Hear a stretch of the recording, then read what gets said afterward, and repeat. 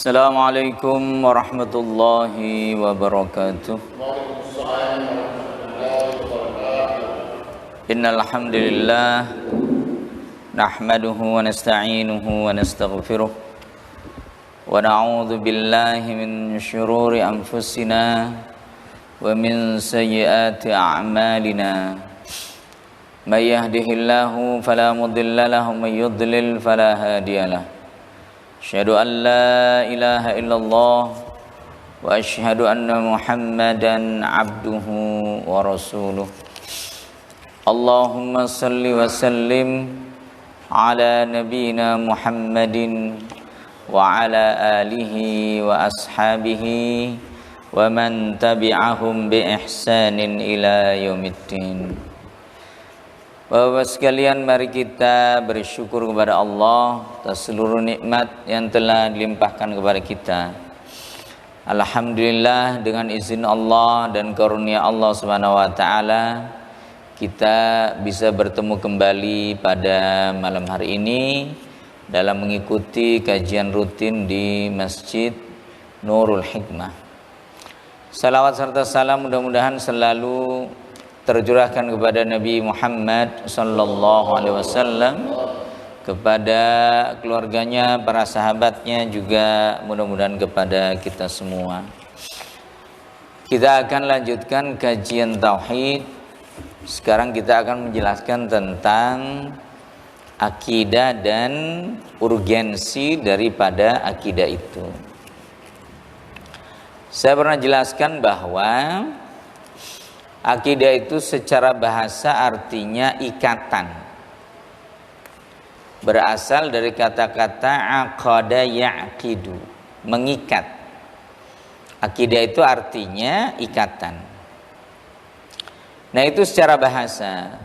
Menurut syariat, akidah itu artinya iman kepada Allah Subhanahu wa taala, para malaikatnya, kitab-kitabnya, para rasulnya, beriman kepada hari akhirat, dan beriman kepada takdir yang baik dan yang buruk. Dan itulah yang disebut dengan rukun iman. Nah, itu akidah menurut syariat. Nah, kemudian Bapak sekalian, apa urgensi dari akidah itu? Akidah ini menjadi asas, menjadi pondasi bagi amal. Jadi amal itu harus dibangun di atas akidah yang benar.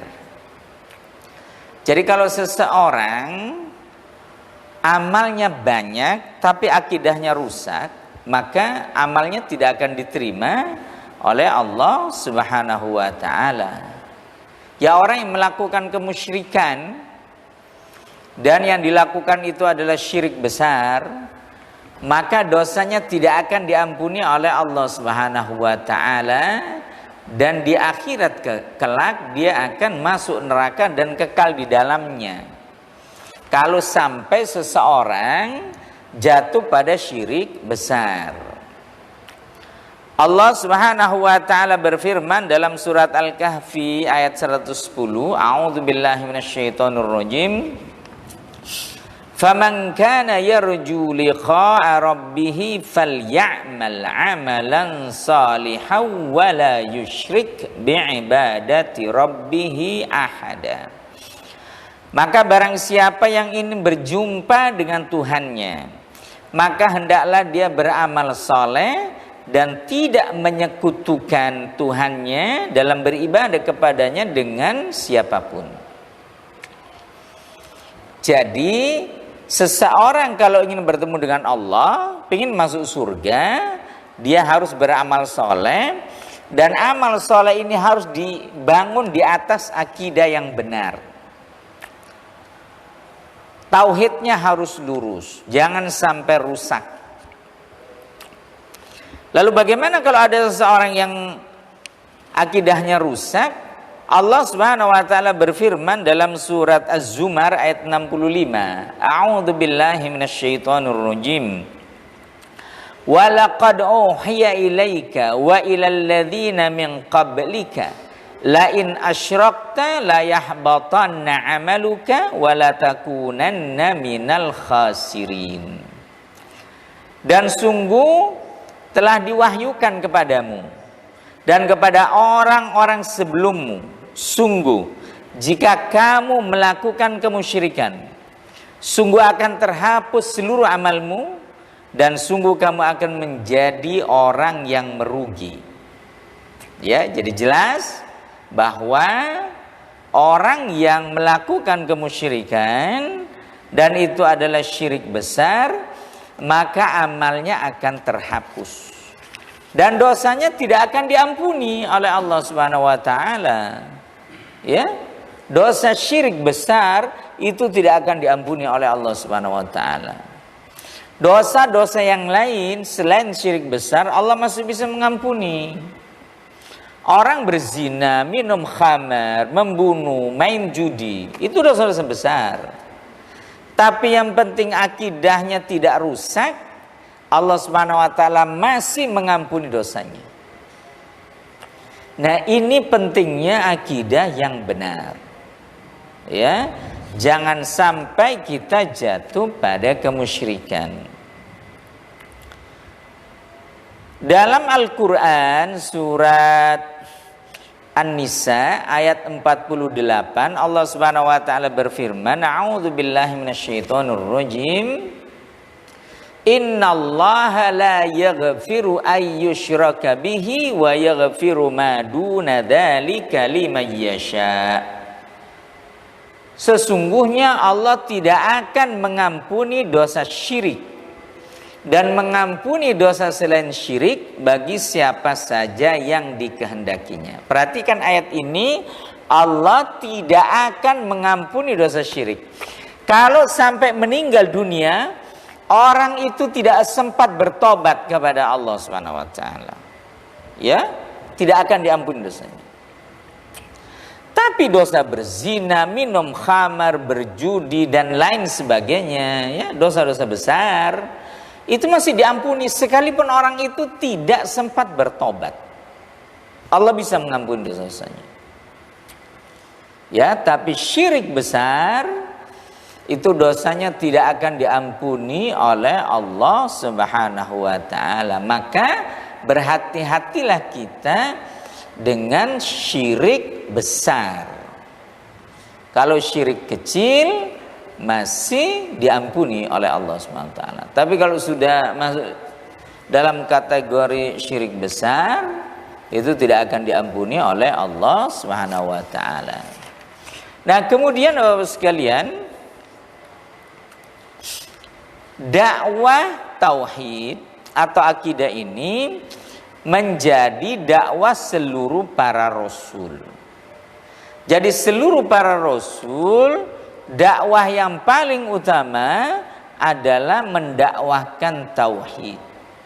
Mengajak manusia untuk hanya beribadah kepada Allah Subhanahu wa taala. Ya, seluruh para rasul itu. Yaitu tadi, karena akidah atau iman atau tauhid ini menjadi landasan bagi amal.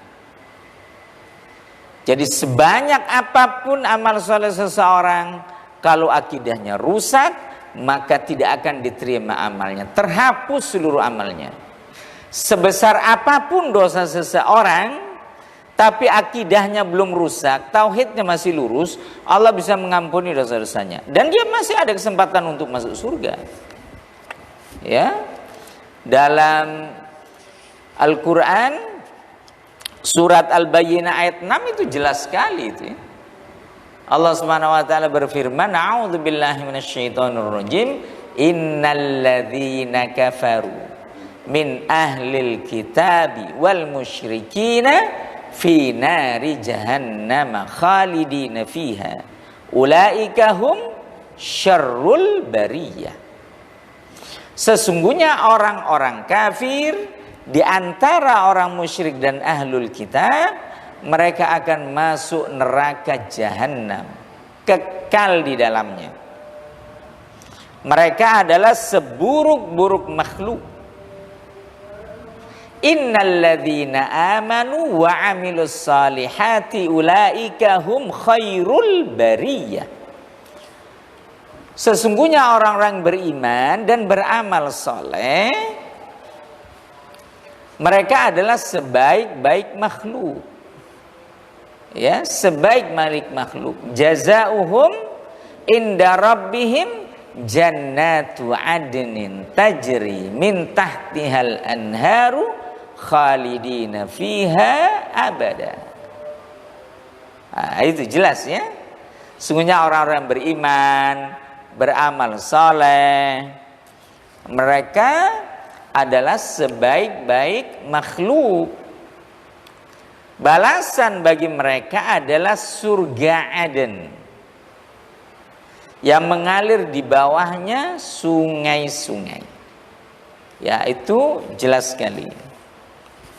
Ya, maka Bapak sekalian, kita harus berhati-hati ya dengan kemusyrikan itu. Nanti kita akan jelaskan ya secara detail hal-hal yang termasuk dalam kemusyrikan. Nah, sudah saya sampaikan tadi bahwa seluruh para rasul dakwahnya itu sama, yaitu mendakwahkan tauhid. Allah Subhanahu wa taala berfirman dalam surat An-Nahl ayat 36. A'udzubillahi minasyaitonir rajim. Wa laqad ba'atsna fi kulli ummatir rasulan an i'budullaha wajtanibut taghut. Dan sungguh kami telah mengutus para rasul kepada setiap umat. Mereka berkata, hendaklah kalian hanya beribadah kepada Allah dan jauhilah taghut. Apa taghut itu? Taghut itu segala sesuatu yang disembah selain Allah, itu taghut namanya. Apa saja? Batu, pohon, kuburan, gunung, ya, disembah itu, maka itu taghut. Ma yu'badu siwallahi. Segala sesuatu yang disembah selain Allah itu adalah taghut. Maka sekali lagi kita harus hanya beribadah kepada Allah Subhanahu wa taala ya. Nah, kemudian Bapak sekalian, kita ingin jelaskan tentang sumber akidah. Sumber akidah itu hanya Al-Quran dan hadis yang sahih. Itu sumber akidah. Bukan dari akal.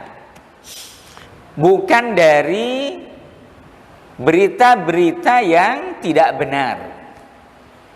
Ya, berita hoax gitu. Enggak ada itu. Itu tidak bisa dijadikan sebagai sumber akidah. Jadi kita harus meyakini sesuatu yang memang diberitahukan oleh Allah Subhanahu wa taala dan oleh Nabi Muhammad sallallahu alaihi wasallam. Sekalipun sesuatu itu tidak bisa kita lihat. Tidak bisa kita lihat. Seperti adanya jin, malaikat, adanya surga dan neraka, bahkan termasuk Allah Subhanahu wa taala ya, itu maha gaib. Tidak bisa kita lihat. Tapi harus kita yakini keberadaannya, keberadaan Allah Subhanahu wa taala. Kita harus meyakini hal-hal yang memang diberitahukan oleh Allah Subhanahu wa taala dalam Al-Qur'an. Tidak boleh kita tolak. Tidak boleh kita tolak. Harus diyakini dengan sebenar-benarnya keyakinan. Ya, jadi bukan cerita orang-orang dulu ya, katanya begini keyakinan. Itu tidak benar. Tidak benar.